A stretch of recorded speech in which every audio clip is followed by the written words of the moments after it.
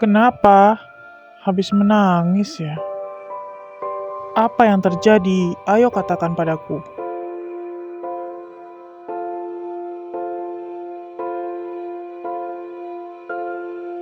Tunggu, Barusan di luar ada seekor anjing yang terus menggonggong padaku. Menakutkan sekali. anjing? Apakah benar-benar karena anjing? Benar. Bohong. Tiap kali kamu berbohong, matamu tidak berani melihat padaku. Katakanlah, kenapa menangis? Apakah masih ada hal yang tidak bisa dikatakan padaku? Benar, tidak ada apa-apa. Oh iya, akhir pekan aku akan pergi 2 hari. Malamnya tidak akan pulang. Punya pacar? Ingat, hati-hati. Bodoh. Mana mungkin aku bisa tertarik pada sekelompok pria brengsek itu. Maaf, aku tidak akan menebaknya. Kamu jangan marah. Bodoh. Benar-benar marah ya? Aku tidak seharusnya memakinya. Akulah yang bodoh. Usia 20 tahunan memang selalu merupakan usia yang sensitif dan paranoid. Sebenarnya aku sudah tahu sejak awal, dia tidak ingin diperlakukan seperti gadis kecil olehku lagi. Tapi aku tetap khawatir besok tidak pulang akan tinggal di mana. Apa sesuatu terjadi sebelum pulang? Dia juga tidak memberitahuku. Aduh, jadi sakit nih kepala. Xingzi, kakak membawa pulang beberapa barang khas dari temanku. Kamu berikanlah beberapa untuk Pak An. Baiklah. Bagus, anak baik, sungguh anak baik. Tidak ada orang di rumah kah? Oh, Xiangxi pulang. Cepatlah masuk dan duduk. Jangan pura-pura. Aku pulang bukan untuk menemanimu bersandiwara. Di mana barang-barangku? Jika kamu menghancurkan sedikit saja, maka aku tidak akan melepaskanmu hari ini. Kamu beritahu padaku dulu kemana ayahmu pergi. Dia sudah 3 hari tidak pulang. Kamu sakit ya? Mana aku tahu dia pergi kemana? Lagi pula dia pergi kemana, apa hubungannya denganku? Orang tua seperti itu meninggalkan ibuku untukmu saat itu. Kamu seharusnya bisa membayangkan kalau kamu akan punya nasib yang sama. Anjing tidak akan berubah makan kotoran.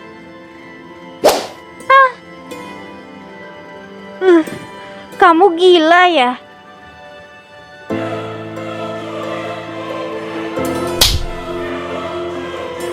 Pertama kali aku bertemu denganmu saat usiaku 15 tahun yang tampaknya berada di neraka. Kamu ingin mati, hujan begitu lebat. Aku benci seluruh dunia saat itu. Tapi jatuh cinta dengan satu-satunya dirimu di dunia. Saat itu yang disebut ayah mempunyai simpanan di luar dan mengabaikan martabat ibuku dan membawa kekasihnya pulang ke rumah. Kemudian ibuku dirangsang sampai memiliki penyakit serius. Suatu pagi membawa barangnya dan pergi dari rumah. Ibu, apakah kamu tidak membawaku bersamamu? Maaf, ibu tidak bisa memberikanmu apa-apa. Hei, Lucy, apakah kamu bisa menjaga jarak dengan Liu Mingyi? Kamu jelas-jelas tahu kalau dia adalah pacarku. Liu Mingyi? Siapa? Kenapa kamu tidak tinggal saja di kelas saat istirahat? Apakah kamu harus berbicara dengannya? Maksudmu anak pria yang datang menggangguku begitu istirahat? Apanya yang mengganggumu? Dia terus mengatakan padaku kalau kamu terus ada masalah mencarinya. Tolong buka matamu dengan jelas sebelum bicara. Jika ingin berkelahi, aku tidak tertarik. Dan juga kamu silakan bilang pada Liu Mingyi untuk berhenti menggangguku. Begitu saja. Kamu? Sikap macam apa orang itu? Lucy? Xiaolu? Aku barusan mendengar apa yang mereka katakan. Kamu jangan pedulikan. Mereka pasti iri padamu. Jika kamu punya masalah yang menyebalkan, kamu boleh katakan padaku. Aku akan terus berada di sisimu. Aku tidak apa-apa. Terima kasih, Xiaolu. Hehe, Xiaolumu selalu siaga loh. Kamu sangat imut. Ngomong-ngomong, Xiaoyi, merek parfum apa yang bisa kamu gunakan? Wanginya selalu harum. Rekomendasikan padaku dong. Dan juga, apakah kamu bisa memberikan tautan gaunmu dulu padaku? Aku sangat suka. Hah, aku biasanya tidak memakai parfum. Bohong. Tautan gaun itu akan kuberikan padamu nanti malam. Wah, kamu baik sekali. Jangan selalu bersikap dingin, Lucy. Hei, Xiaoxi. Liu Mingyi, apakah kamu begitu menyebalkan? Bukankah kamu sudah punya pacar? Bisakah kamu lebih berhati-hati? Hahaha, kamu ada kemajuan, sudah ingat namaku. Sebenarnya, selama kamu bersedia, aku sekarang bisa putus dengannya. Lagi pula aku lebih suka padamu.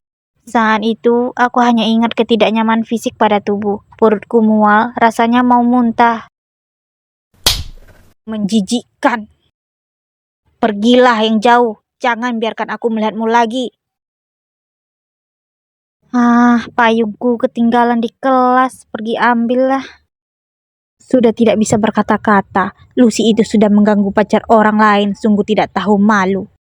Dulu, Xiao Jiu menyatakan perasaan pada Dang Dong. Tapi Dang Dong bilang kalau orang yang disukai adalah Lucy. Sialan. Apakah mau memberi pelajaran padanya? Benar-benar menjengkelkan. Para pria buta kan, makanya suka padanya. Aku merasa dia juga tidak begitu cantik. Tadi Dazuang dari kelas sebelah juga menyukainya. Bagaimana jika dia balas dendam? Mengucilkan dia perlahan-lahan bukannya lebih baik? Suara ini seharusnya tidak ada yang tahan dikucilkan. Aku dengar ada orang di kelas 6 yang dikucilkan lalu putus sekolah. Wah, kejam sekali. Lagi pula dia pikir dia siapa? Bisa mendapatkan apa yang tidak bisa didapatkan semua orang. Masih berpura-pura tinggi. Syukurin. Xiaolu. Aku akan terus berada di sisimu.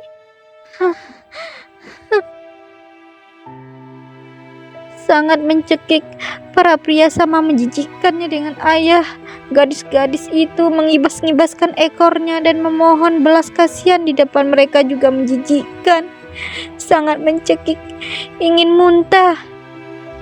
Sambil berpura-pura dekat denganku, tapi begitu sangat membenciku kah? Xiaolu, Xiaolu, apa yang kamu inginkan dariku? Tapi, aku bisa pulang kemana? Aku bahkan tidak punya rumah. Harus pulang kemana? Lebih baik aku mati. Cuaca sialan, tidak mudah menyelesaikan naskah, tapi masih harus memegang payung saat keluar makan. Gadis yang dulu lagi? Dulu, cari mati, hujan begitu lebat. Kenapa kamu lari? Kamu tidak ingin bajumu? Sengaja keluar saat hujan? Apa dia suka mandi hujan dan kabur saat melihat orang? Mungkin karena kamu terlihat seperti orang jahat. Kedepannya aku harus bagaimana? Sekolah sangat menjijikkan, rumah juga sangat menjijikkan.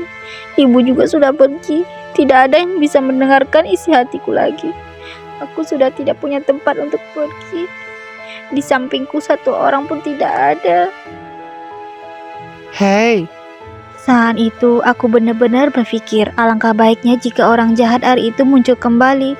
Juga tidak akan ada yang peduli lagi. 2 kali aku melihatmu mandi hujan di sini. Apakah kamu memerlukan bantuan? Berapa umurmu?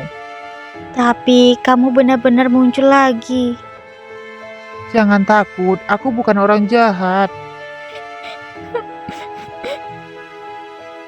Aku benar-benar bukan orang jahat. Kamu jangan nangis. Aku selalu berpikir Tuhan secara khusus mengirimmu datang untuk menolongku. Karena setiap kali aku bertemu dengan masalah yang selalu muncul di sampingku, selalu kamu.